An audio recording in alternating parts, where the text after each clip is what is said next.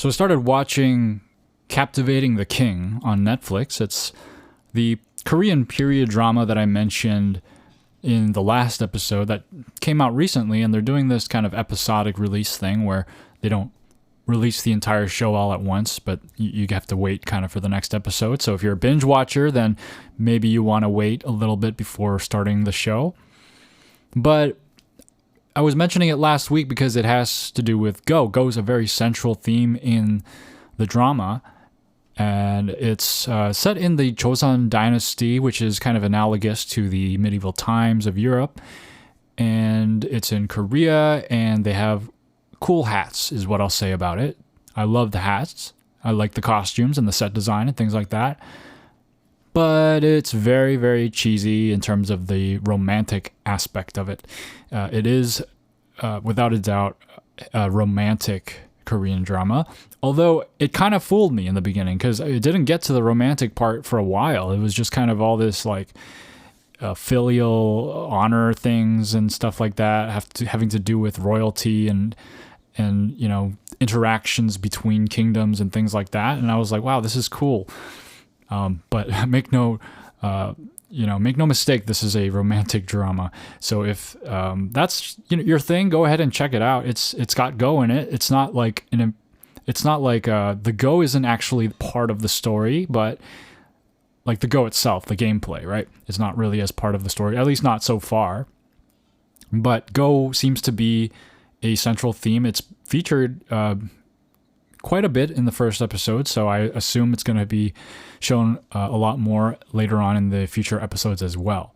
So go check it out if that's what you're into. Welcome to Starpoint, the show about Go for Go fans away from the board. And today we've got an analogy-filled episode that was inspired kind of by my recent experience and decisions on how to improve my Go. But also, what came to mind was a book that I read many years ago called Outliers by Malcolm Gladwell. I'm sure many of you may have read it. And the book itself is about statistical anomalies, things where things kind of buck the trend. But the idea that I want to focus on from that book is the concept of 10,000 hours. And this concept may be even more famous than the book itself, and you may have heard of it, but the general idea is that you need to spend at least 10,000 hours doing something before you can become a master or an expert at that subject. This concept started with a study by a couple of gentlemen named Herbert Simon and William Chase, who I believe analyzed chess masters and grandmasters, and noticed that basically everyone who was an expert or considered an expert at the game had at least spent 10,000 to 50,000 hours staring at chess positions. And it wasn't just these two gentlemen who had thought that this concept had any bearing, because many people have tried to replicate this idea in various other forms and fields. For example, in music, I know there was someone who analyzed many classical composers and determined that in almost all cases, it took them at least 10 years after they started composing to produce their first masterpiece, or what is considered a significant work. And so this concept of, you can't just jump straight into expertise is something that we should probably be reminded of, because when we start off and we think that we're not any good at something, like in Go, it may discourage us, and we don't realize how much hard work that you need to put in order to get good at something. And it's funny because this is the first thing we tell all new Go players. We hand them this proverb, hand them out like candy to every single new Go player that comes on the scene, and tell them, hey, you need to lose your first 50, 100, or however many so games as fast as possible. We're just saying you need to play a lot of games without thinking about whether you win or lose, because at the end of the day, you don't know anything as a new player, and you need to be exposed to all the ideas that you can, and you need to experience Go on the board. And that will be the key to improving for those first stages. But can we take that proverb even further? What if, in order to improve Go, you should try to lose your first 10,000 games as fast as possible? I honestly don't think I've played that many games. As like, you know, I've reached this strength in Go. I don't think I've honestly played all that much Go to get here. I mean, I've played more than many other people, for sure, but all things considered, I don't feel like I spent that much time trying to improve at the game. And to start off the analogy theme, I want to start with a weightlifting analogy. I've used this analogy before, but I did just come back from the gym, and the thing I ask myself every time I go to the gym, it's like without fail, this question comes up in my head. It's kind of like the way I think about Go before I practice my Sumego or whatever. I think about these things and try to think about the most optimal ways to practice these things. But in terms of the gym and weightlifting, I'm thinking about what rep range should I use? How many sets should I do? I ask this question a lot, and I look on the internet for advice, and it's a huge debate. Of course, there's some, reasonable advice on what you should do in order to get which kind of results, but it is hotly debated, and there are many different ways you can approach the situation. And I find myself asking this question over and over again and realizing that there's no concrete answer that fits perfectly to my situation. I admit sometimes I think about this question more than I even work out. And so I think that it's the same thing when it comes to Go. I often worry about plateauing and floundering and spending all this time in Go and not improving and just feeling like I wasted a whole bunch of time. And so I end up not even playing as much, and I'm just thinking about what I can do to optimize my improvement routine. And I have personal validation with that idea because I was stagnating for a very long time around the 12Q-ish range, and then I realized I wasn't playing that much Go. I was thinking about Go, and I was watching a lot of Go videos. I wasn't doing a lot of training or playing games, and I was like, wait, if I really want to get good at this game, I need to play more games. And so I forced myself to play more games, and boom, that was one of the biggest periods of improvement in my Go career. And I want to play for you a clip from the documentary The Surrounding Game. It's a very, very good documentary. If you haven't seen it, go look it up and try to experience that documentary. It's about the first AGA pros going into the qualifications and things like that. But I want to play a relevant clip for you right now. There are two ways you can get very good at this game. One, you study very hard and take lots of good lessons. Think hard, study, do your homework. The other, you play maniacally for days on end without stopping.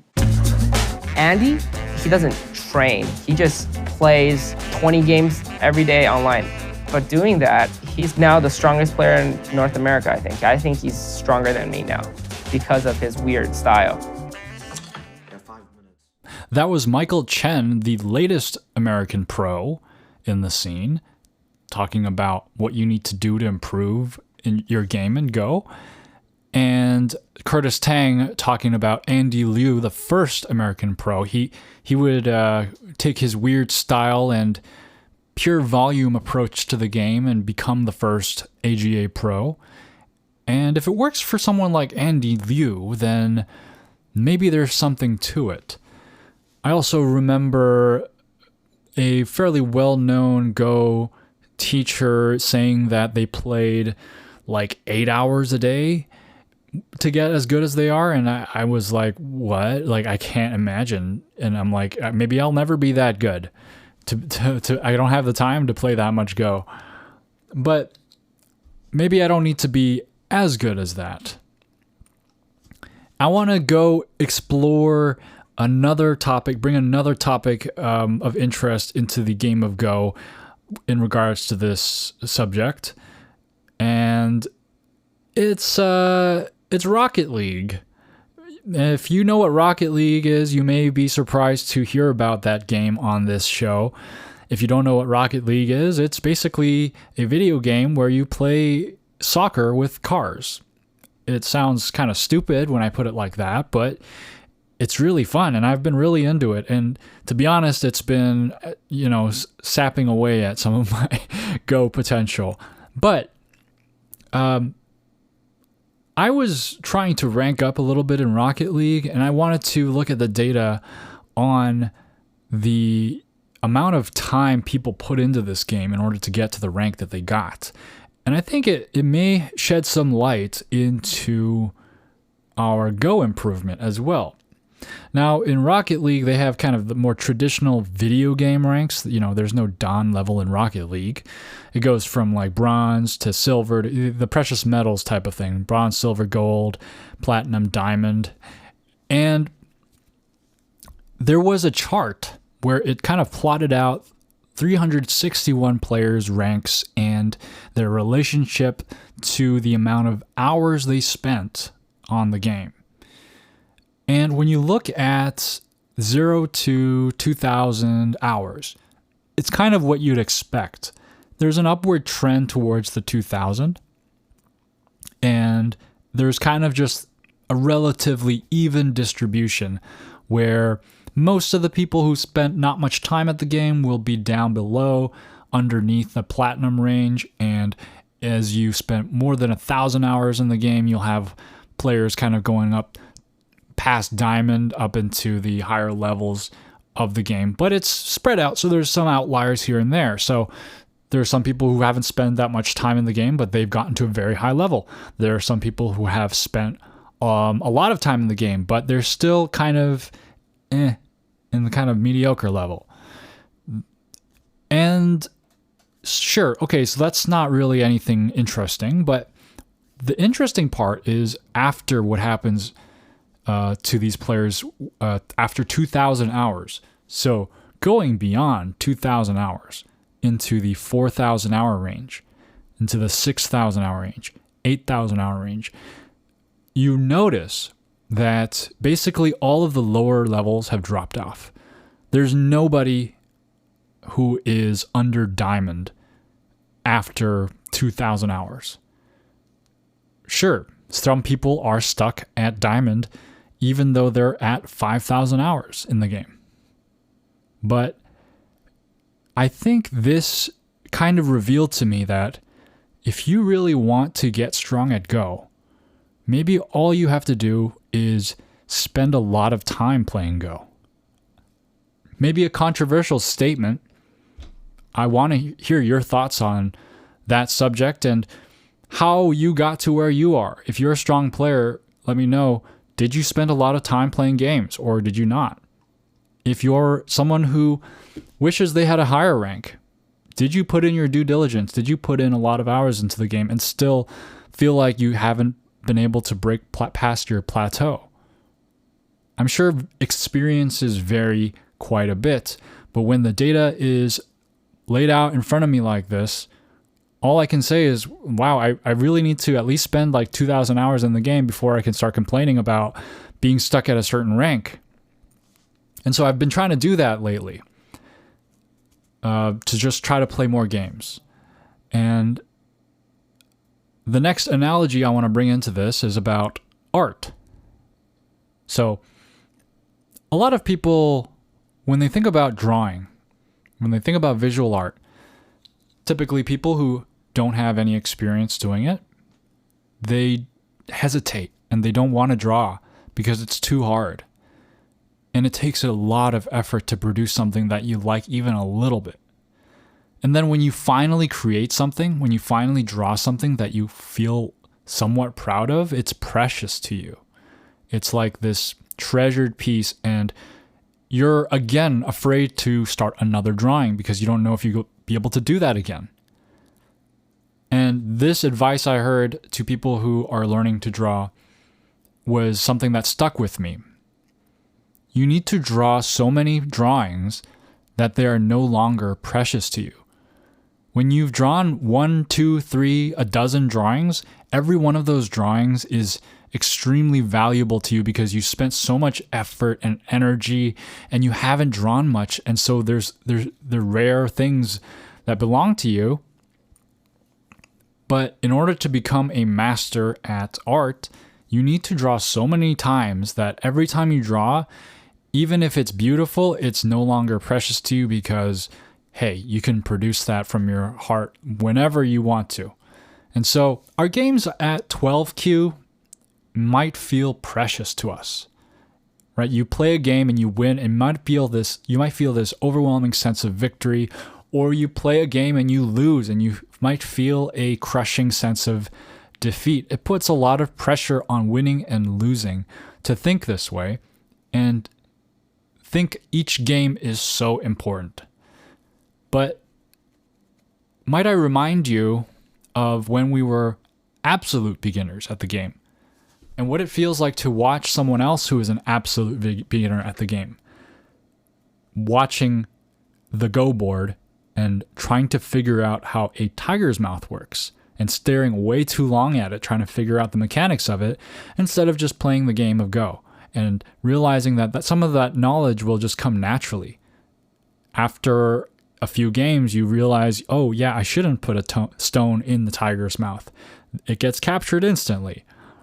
But it may not be so obvious to someone who's staring at the board, just kind of trying to think of what you should do in that situation. So I encourage you to follow that art advice and say, if you haven't played a lot of games, maybe you shouldn't put so much weight into the games and just make it feel less precious and play so many that wins and losses are just another part of the experience of Go. The thing about Rocket League is that the games are like 5 minutes. So in one night, I'm not going to just play one game. And the benefit of doing that, I've noticed because I've started trying to play at least 2 games in one sitting of Go. I've noticed that because I have another chance to play, well, I'll tell you what happens when I don't play multiple games. I play one game in one night and I lose that game. And I start thinking all these thoughts like, oh, am I stagnating? Am I getting worse at the game? Oh, am I not as strong as I thought I was? Natural thoughts that come with losses and losing. But when I play multiple games, sometimes I get to get a win along with my loss. And having that variety and having the volume of results convinces me like, hey, one loss doesn't actually mean anything necessarily. It could be a bad day for you. It could be a good day for your opponent. There may be a smurf. Who knows? And so playing more games kind of lets you see more of the pattern of whether or not, that one game really means anything or not. It's like, it's just one out of many after you play more games.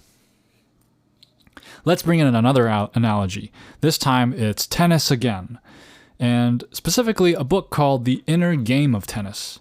The Inner Game of Tennis is a famous book, and someone may argue it's not about tennis at all. It's about psychology and sports psychology, and that's why it's so popular, because believe it or not, people in other disciplines, including Super Smash Bros. Melee, have taken up this book as a source of advice for improvement.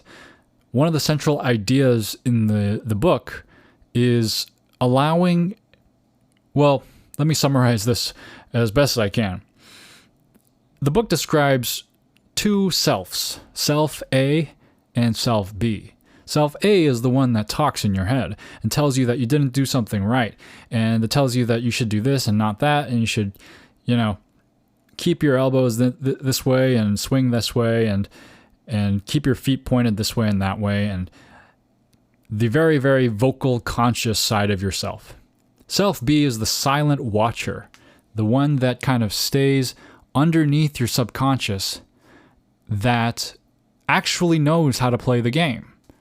And one of the basic ideas of this book was to allow our self B to learn, quiet our mind, and just let self B learn and absorb the game and improve. Because if self A is always chit-chatting and chattering along and saying things and this and that, self B doesn't have a chance to absorb the material. So I think I'm taking this kind of tennis advice and applying it to Go by saying, hey, I know I'm trying really hard to learn this game and I'm trying to put in a lot of effort into doing the right things, but maybe I should just play as much as I can and let myself be learn. Now, before I get into the rest of today's episode, I want to talk briefly about Go Magic. Go Magic is a modern platform for learning Go. They have tons of lessons and they're interactive lessons. You can watch a pro explain a certain Go concept, and then right after the video, you'll have a chance to prove yourself and play a little bit of an interactive puzzle thing with exactly what you just learned. So it's really great. I think it's the best Go learning platform out there.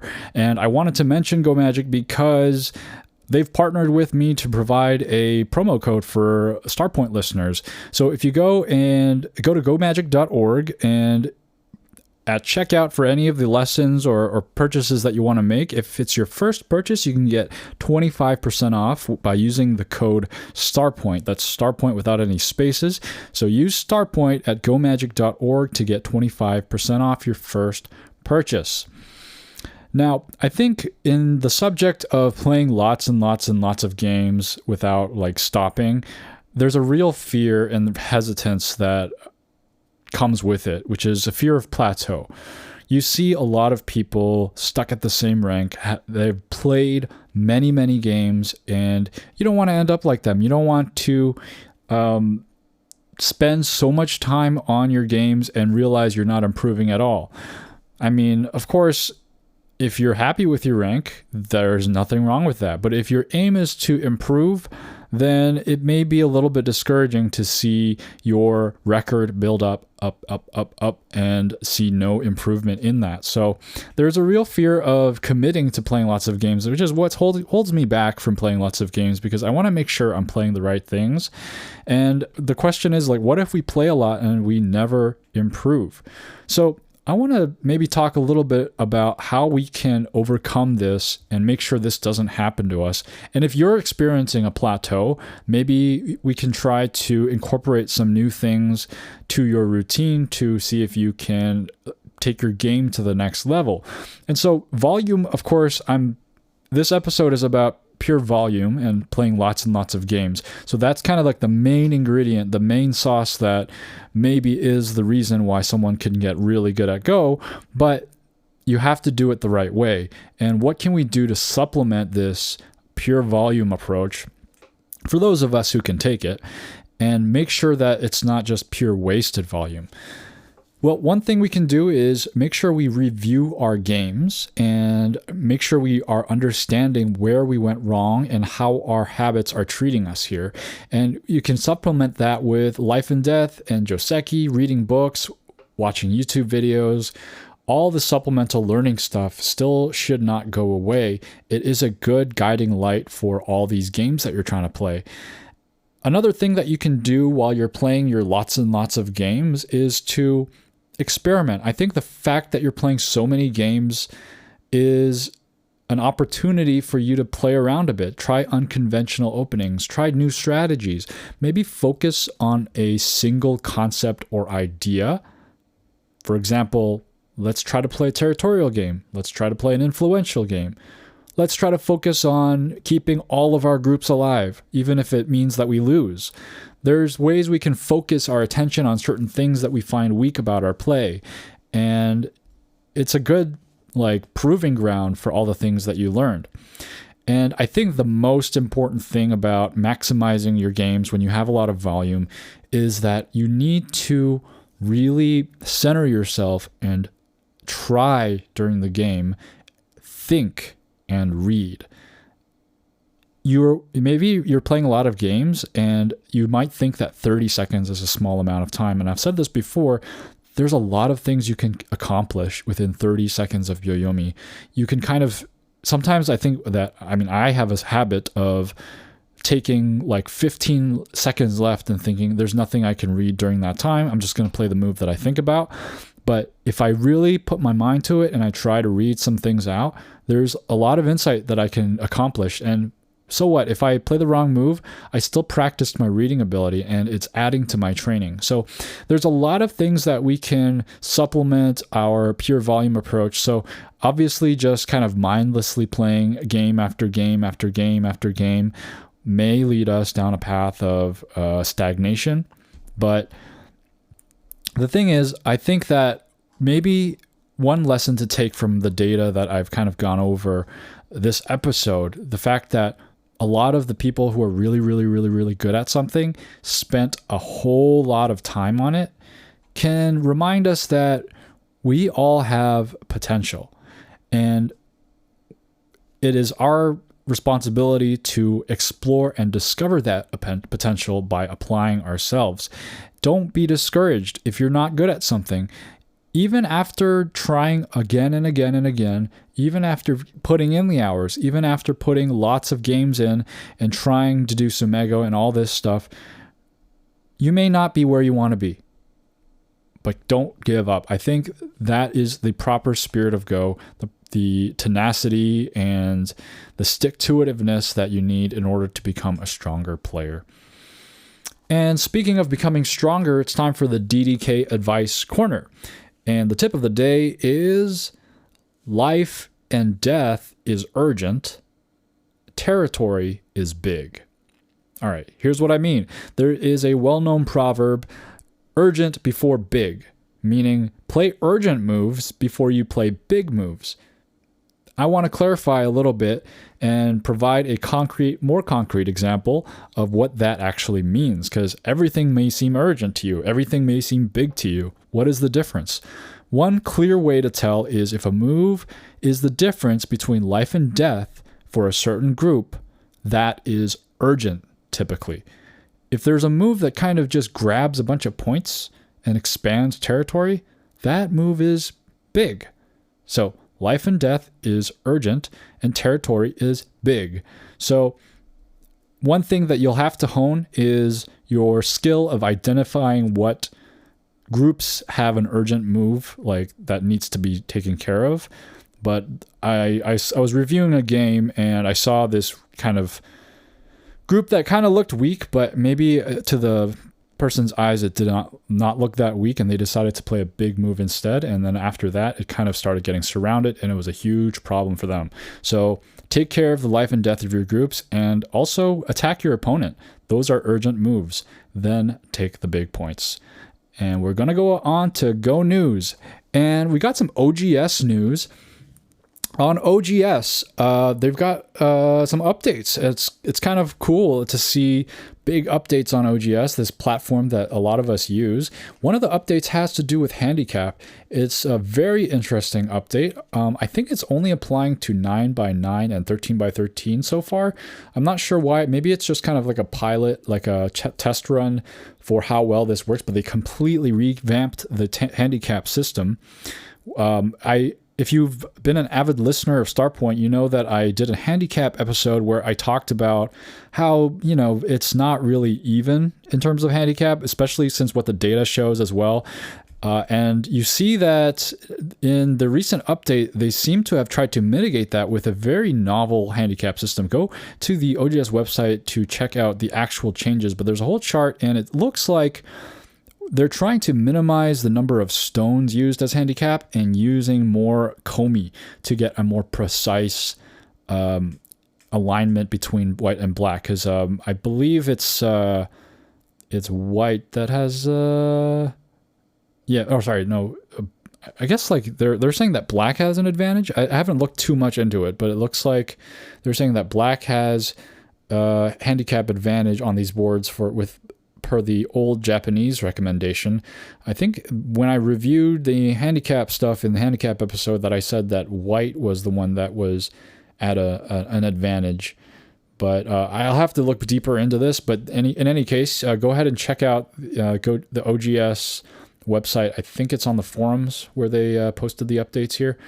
And then there's other updates as well. I noticed now you can upload your own stone images. This wasn't listed in the update that I read, but this is something I wanted for a long time. I might start looking to see what I can do to replace my stones. I use the flat stones, just the super boring, like the simple, kind of like Sumego problem looking stones. But I've always wanted to see if I can experiment with new stone images, and I'm looking forward to playing around with that. So there's a whole bunch of OGS updates. That's pretty exciting. I'll see how these pan out and see if they move the handicap system onto the 19 by 19 as well. I'm sure that's a much bigger, much more serious change to the whole system. In other news, the first North American Ing Cup was held at the San Francisco Go Club on January 7th, and there were over 70 players. 9 Dan professional players attended, including Jiang Zhuju and Rui Naiwei. Rui Naiwei, the legendary female player. And for some reason, I thought they would just be there as ambassadors and just kind of representing or something, but they were participating. And I mean, Rui Naiwei got first place in the tournament, which is kind of funny. But she tied with Duan Ninghan. And I don't know the specifics about the rules that resulted in a tie between the two. I didn't know you could tie in a Go tournament. But there were over $2,000 in cash prizes sponsored by the Ing Foundation. And that's a pretty cool thing to have our own version of the Ing Cup here in North America. In South Korea, Go fans are protesting budget cuts. On January 17th in Sejong City in Korea, in front of the Ministry of Planning and Finance building, there were over 100 protesters, including the KBA president, Chung Bong-soo, because the Korean government in 2024, they set the budget to 656.6 trillion Korean won, with a 2.8% increase from 2023. So there's an increase in the budget and the spending, but the Go project under the Korean Sports Council has been completely cut, which has sparked a lot of controversy and upset a lot of Go fans. And they were standing there, and there's like a picture there, and there's this little kid that's holding a sign that's saying, "I want to play Go. Please, please hold tournaments." And I don't know why they would cut spending to Go. Go is such a big thing in Korea. I mean, Korea is such a leader in the Go world, and it's kind of sad to see this, because there was that news. In I forget what the name of it, Myeongin University or something, or Myeongji University, something like that, where they cut the Department of Go. I don't know why the country is moving in this direction. This country should be a leader in the Go world promoting Go, but leave it up to Japan to always be the one who has been preserving this game and putting it at the front, even though they haven't been performing in the professional world. So unfortunate news. Maybe something will come of the protests. I'll say that these kinds of things, they usually don't. An update on the 48th Kisei, the third round results have come in, and Ichiriki Ryo has made it 2-1 against Iyama Yuta. And that was held at Kofukuji Temple in Nara on January 20th and 21st. Of course, the Kisei is a Japanese domestic title. It's pretty big. The prize is about $290,000 US, and it's a best of 7. So round after round, every episode, I'll try to give you an update on who's going to be the next Kisei, the current defending title holder being Ichiriki Ryo. And the 28th LG Cup's finals schedule has been determined, and the finals will be between Shinjinso 9Dan and Pyeonsangil 9Dan. It's a pretty high-stakes game, and the round 1 will be on January 29th, which will have, I think, passed for you guys. And January 31st will be round 2. And February 1st will be round 3. So I'll give you an update on the results of that next week. And like I said, it's going to be a high-stakes tournament because Byung-sang-il has never made it to the finals of the LG Cup, so it's an important game for him. Shin Jin-seo, he's pretty much the top Go player, but that doesn't mean he wins all these major tournaments 100%. He's advancing to the LG Cup finals for the third time in 2 years, and he's going for his third win. The other 2 times he won was the 24th LG Cup in 2020 and the 26th LG Cup in 2022. So both of them want to win very badly.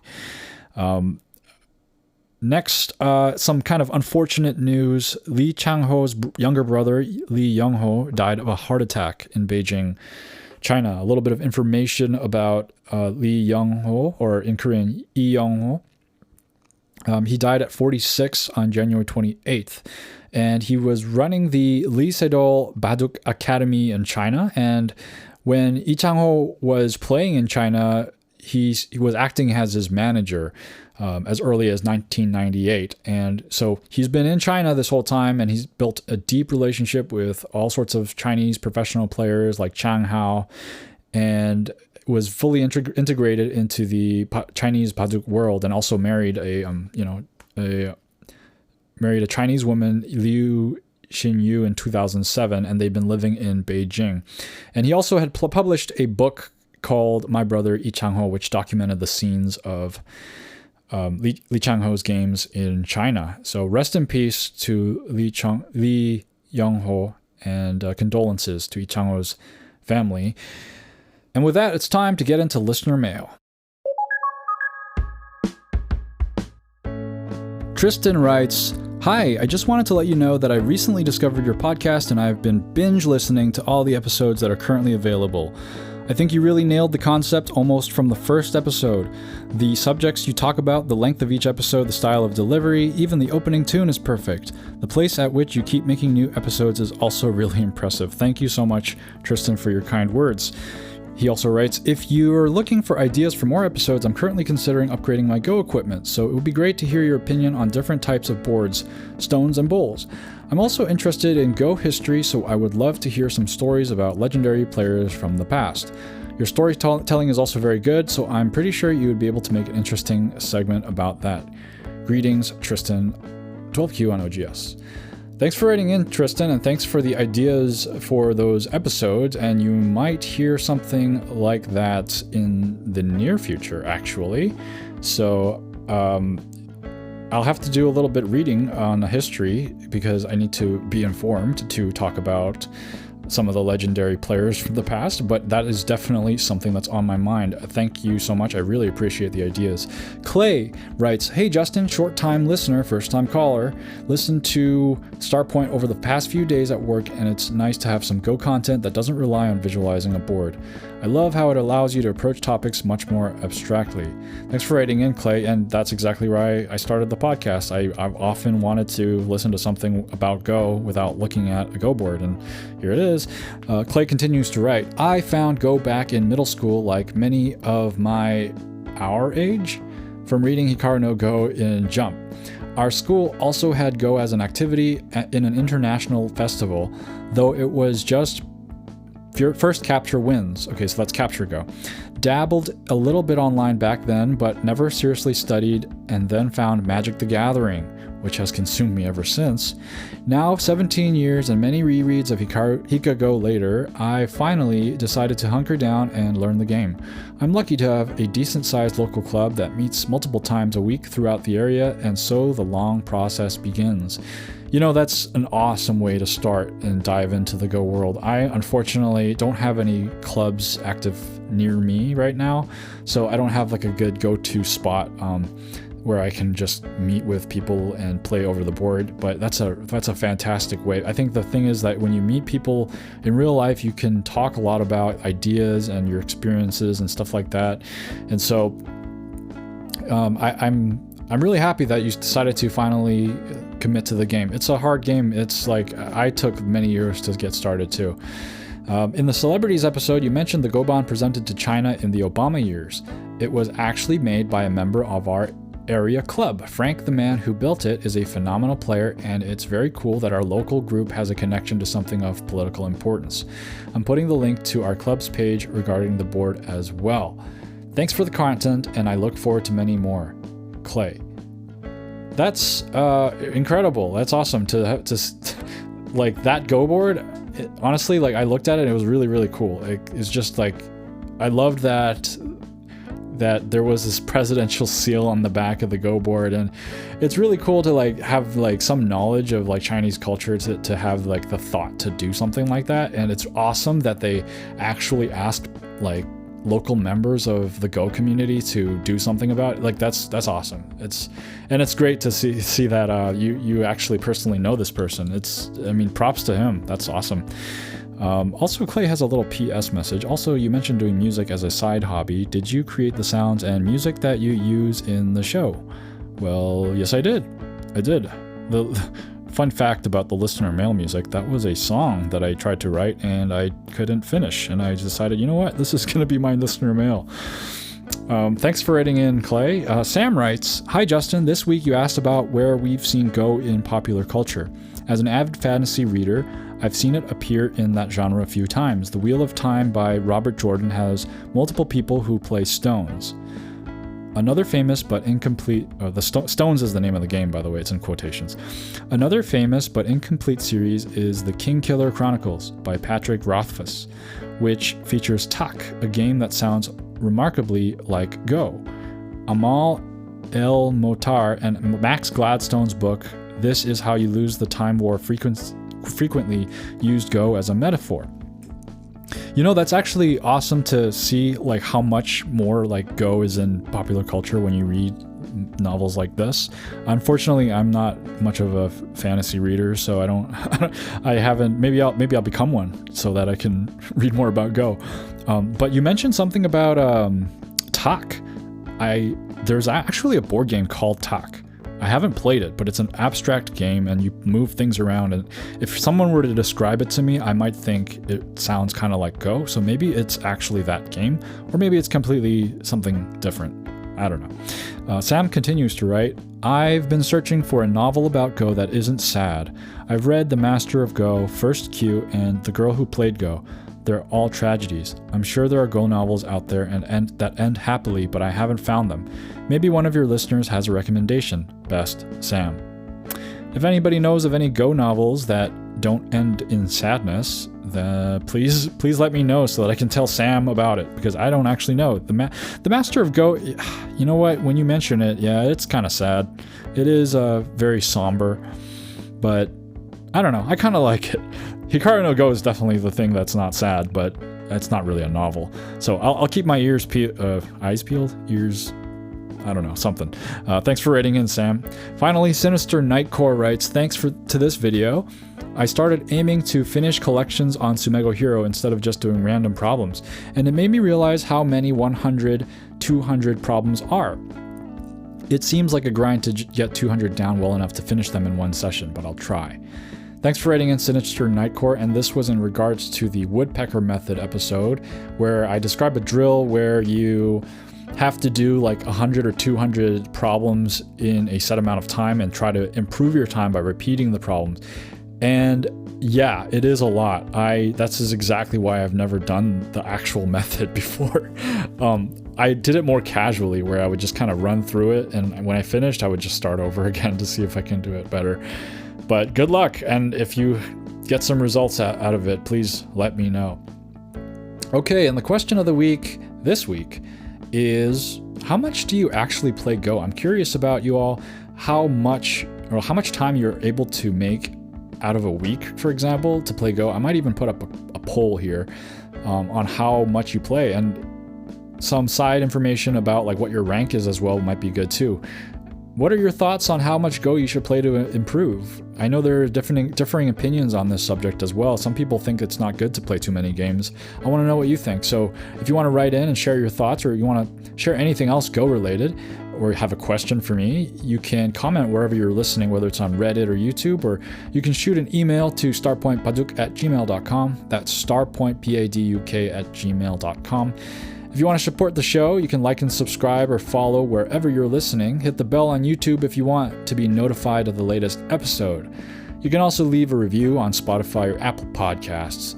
Thanks for listening, everyone, and keep playing Go.